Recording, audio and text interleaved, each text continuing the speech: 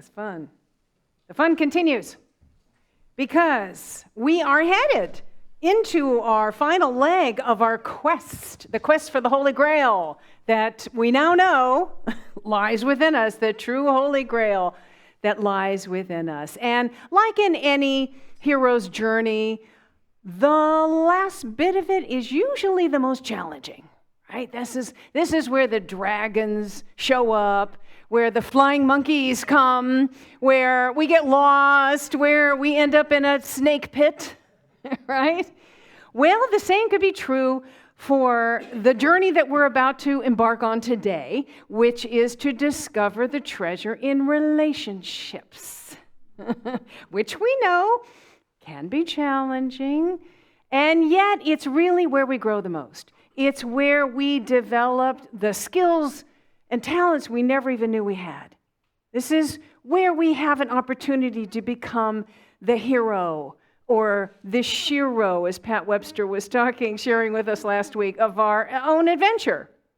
And also this is the time to start thinking about how we can bring that treasure we have discovered back into the world and share it with others. Okay? So before we embark, let's look at where we have been, how far we have come, just real briefly. So at the beginning, the first week, we embarked on our quest with an awakened awareness of what was calling us to it. Right? For some people, it was a dissatisfaction with the status quo. There was like, I'm so done with this repeated whatever it is. For other people, it was just a yearning to experience a greater sense of aliveness. For some, it was this calling to some higher purpose, some specific purpose.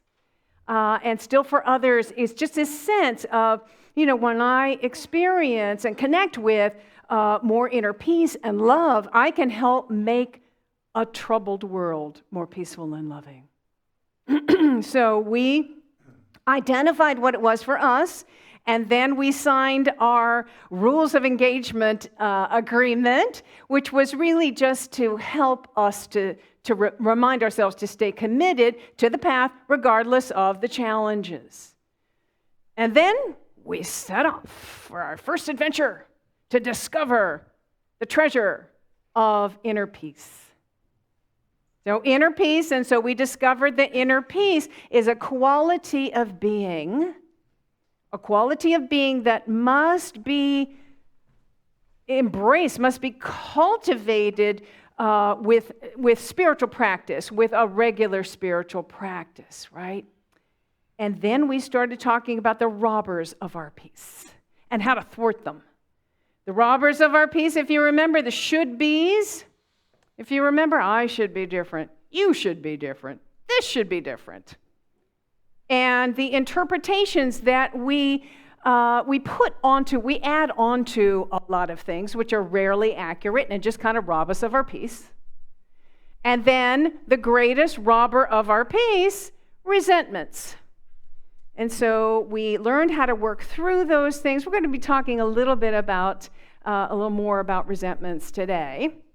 And then the second week, we went looking for the treasure of inner guidance, how to reawaken our inner guidance, how to listen to that inner intuition and follow it that leads us into relationships and jobs and communities and activities that add more joy to our life.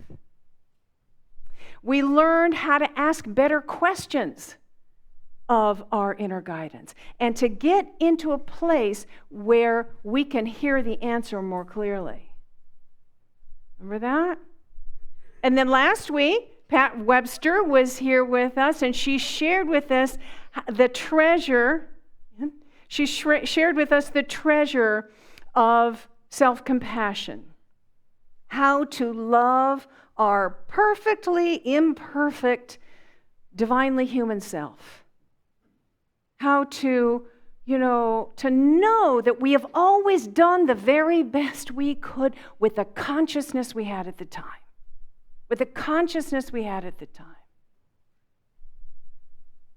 And so if you've missed any of these talks, any of these ideas, and they really kind of work together, then I encourage you to, we have them all archived on our website or on our YouTube channel. You can go there, just there waiting for you.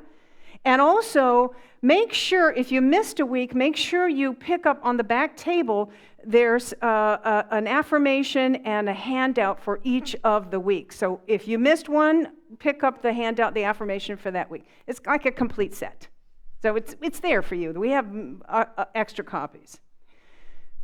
All right, let's take a nice deep breath together.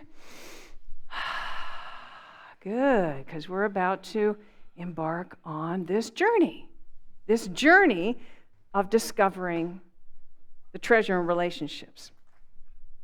All right, which, as we said, is, and we know, it can be challenging, right? It can be challenging, and yet the most rewarding, really the most rewarding of treasures. So the poet Rainer Maria Rilke once wrote, "For one human being to love another, that is perhaps the most difficult of all our tasks. The last test and proof, the work for which all other work is but preparation. This is the miracle that happens every time to those who really love. The more they give, the more they possess." And so, in spiritual community, we talk a lot about needing to love ourselves before we can love others, before others can love us. And to a certain extent, that's true, right? We don't want to go into relationships as broken people, feeling like we need to be fixed, feeling needy. Our goal is to go into relationships as whole people, right? But if we postpone being in any kind of loving relationship until we've mastered self-love, we could be waiting a very long time.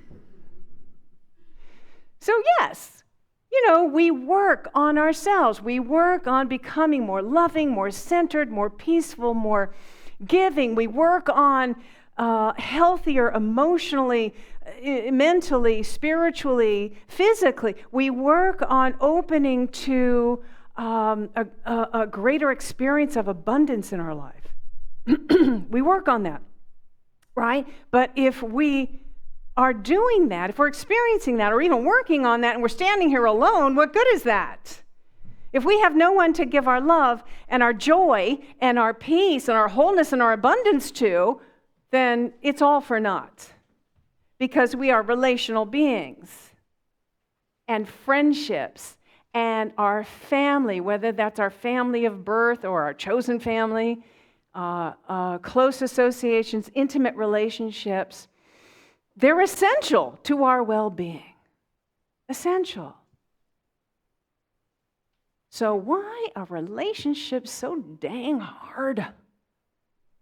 Why do our best friends, our spouses, our parents, or our children, or family relations trigger us so much? You may have experienced something this week during the Thanksgiving week. It's oh, and I feel an echo in here.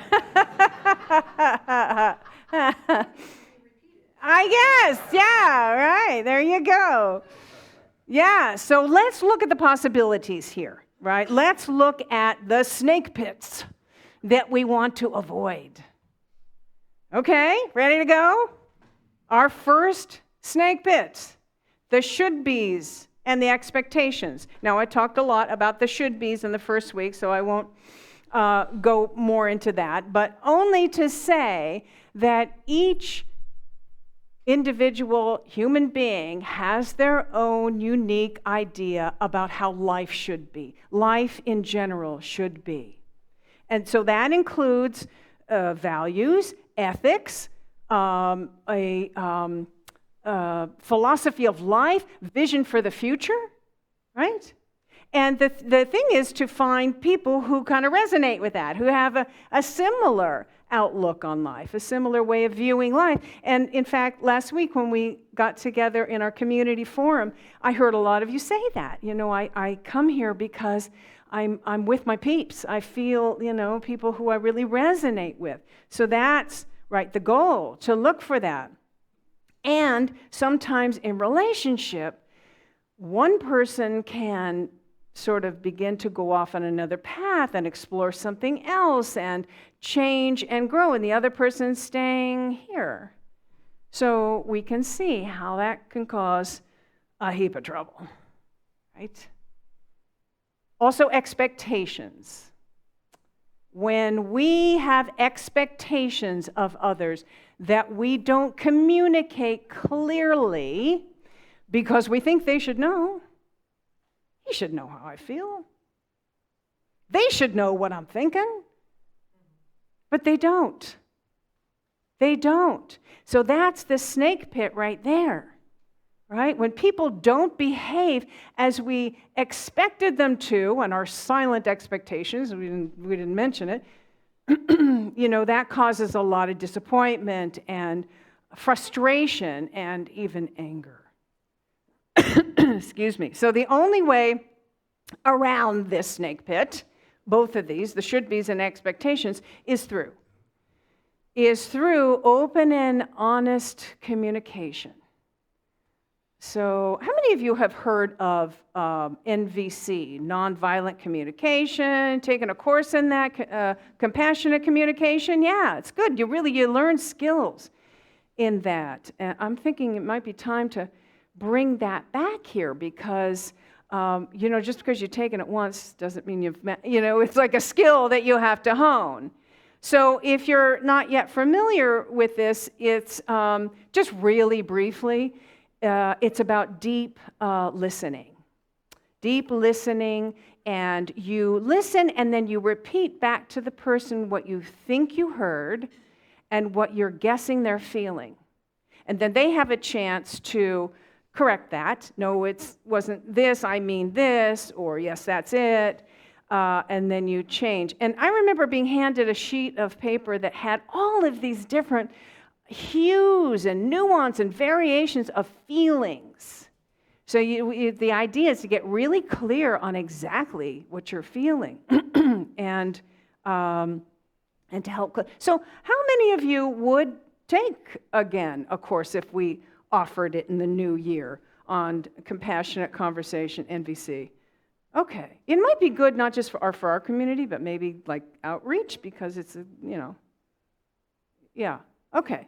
Good. So let's think about that. All right. So second snake pit. Here we are. We're going to avoid that second snake pit of projected shadows.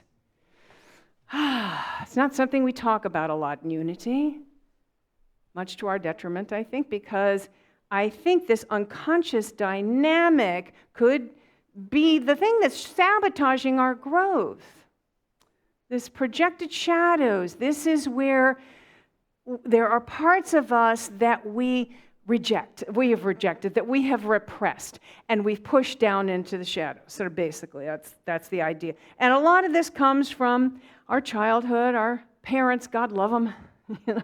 They're doing the best they can, right? They want to raise children who are happy and loving and, well-behaved. And so, they may have said something like, don't be so bossy. Don't be so bitchy. Don't be so controlling. Don't be so manipulative. Don't be such a sissy. Whatever it is they said to us, at whatever point, that's like, in order for us to be accepted, and that's our goal as children, to be accepted, we've pushed those things. Oh, no, I'm not going to show that. Now, it doesn't go away, right? It just goes deeper into the shadows where it becomes toxic.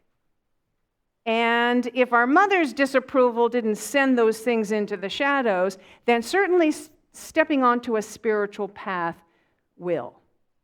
Because here's the thing, like we spiritual people, we don't want to be, greedy. We don't want to look like selfish. We don't want to show that we're, have any kind of selfishness or controlling or manipulative. So again, we just send them far into the shadows. Now, many of us have worked on these things, right? And the beliefs that give rise to them, There are beliefs underneath this that give rise to these things, and many of us have healed them. But it is common for people who are new to a spiritual path to say, I want to just go directly to enlightenment. I just want to hang out here. And just not aware that, you're kind of skipping some steps here. There's steps that need to be worked through. All right, so what happens is that these parts of us that we can't accept, so much so that we don't even know they're part of us, this is the second part of the dynamic, we then project onto others. Everybody's heard about this dynamic, right? You're projecting. What are we projecting? We're projecting those things that we can't accept in ourselves onto someone else. And here's a clue that this is happening is when we have an intense reaction to something, an outsized reaction to something that's happening, extreme anger or fear or embarrassment or righteous indignation. How dare they? That's when we have a clue. Now, sometimes to be fair, sometimes it is the other person. Just saying. But a lot of times, and this is an opportunity for us, right, to look and say, is there something in here that I'm just not acknowledging and projecting onto someone else? And the work around this is just spending some time identifying and acknowledging and being compassionate, because obviously these things come from something. Right? They don't pop out of nowhere. So being compassionate about that. And that compassion can help heal those shadows, heal the toxic part of it so that we can reintegrate the more positive aspects of it. So there's a couple ways you can do this. There are therapists who, are trained in shadow work that you can see. And also I have some guided exercise on my website. I've kind of done some work in this area. It's in my book, and on my website, I have a guided, meeting and showing compassion to your shadow self. So it's in your program on the handout. And for those of you who are watching online, the address is breakthrough2.com, and you just kind of click on the exercise, and I've got a bunch of exercises. That's one of them. Okay, so let's take a deep breath again together. Okay, so third snake pit, grudges. Holding on to grudges. This has a lot to do with the resentments we talked about the first week, right? Sometimes we just want to drag that dead cat with us for a really long time and hold on to it tight and don't let it go. But we need to let it go. We need to let it go and die in the past. The grudges, the resentments, all of that, it's in the past. Yesterday is gone. We need to leave it in yesterday and start every day fresh. Start every relationship, begin anew, brand new, free of the past, free of all of that, Just bury those old things and be in the present. And then we can be in the present moment with someone and begin again. The goal is to begin again, fresh, just fresh and new. So, our overall goal here, and the treasure we might want to think about bringing back and sharing with others, is this ability to be in relationship, any kind of relationship, in the present moment, free of grudges, free of resentments, free of should-bes and expectations and interpretations and projected shadows, and just be with the person. Just be with, just clear of all that. And then we're able to see the other person as they are. And we're all going through something. Everybody's going through something. So we then can see the other person's struggle and have compassion for that and their pain or, whatever it is. So I'd like to do a little exercise here to sort of put this into practice, activate this power. If you would turn to a neighbor and just find someone, you may have to move seats or whoever you're sitting with. It's either next to you, behind you, in front of you,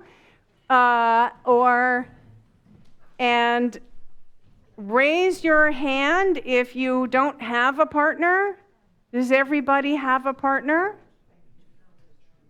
Everybody's got somebody? Okay, now decide between the two of you who's going to go first.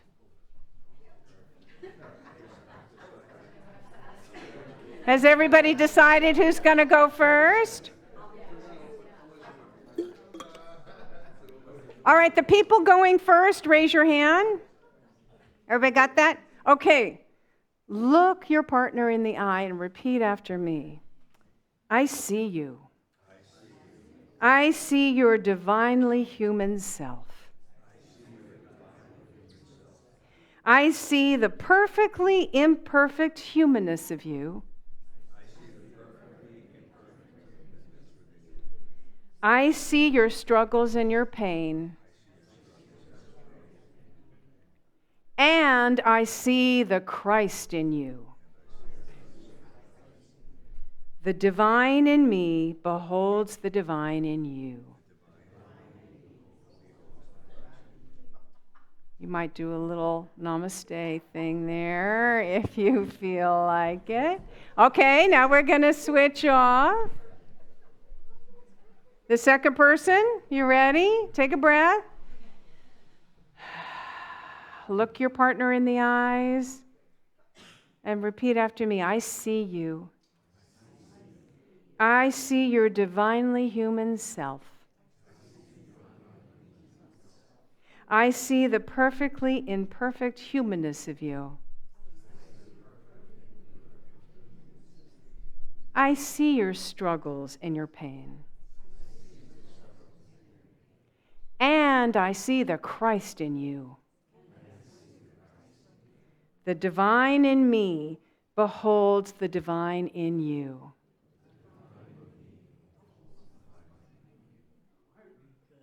Do a little namaste. All right, come on back. How'd that feel? Oh, good. You just cut away all the things. Here's the thing. Love can heal all, right? Love cuts through it all. The ability to be in compassion and love, it cuts through it all. It heals it all. So we just want to set our intention, connect in our hearts. When we think about somebody we're having some issues with or something, just intentionally allow that divine love to pour through our heart to that other person. And just feel the healing that's happening there. Fresh and clean of all the past and all the gunk, and just being with that person in the now moment. Yes? Yeah. Congratulations, you have found your treasure, your holy grail. All right. Namaste.